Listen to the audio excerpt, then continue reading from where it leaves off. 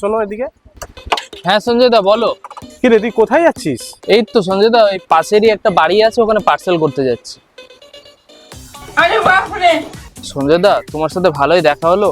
একটা হেল্প করতে পারবে গো? আসলে মা আমাকে বাড়ি থেকে ফোন করেছিল, মা অসুস্থ আছে, একটু বাড়ি যেতে হবে। তুই আমাকে দিয়ে ডেলিভারি করাবি? ডেলিভারি না সঞ্জয় দা, একটু সাহায্য করে দাও প্লিজ। ঠিক আছে, দে, কি বলছিস, দে, দিয়ে আসি আমি। फंस गया सीएम। এই 3/136 নম্বর ফ্ল্যাটটা।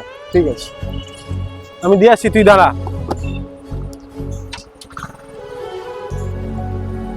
আরে বাপরে!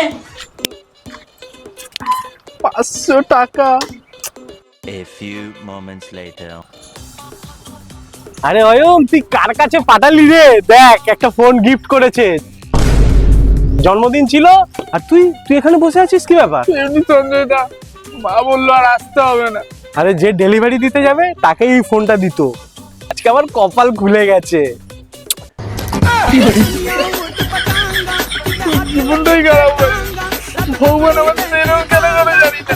আরে কি করছে তাড়াতাড়ি সাবস্ক্রাইব করে দাও আর লাইক শেয়ারও করে দাও, কমেন্ট তো করবেই।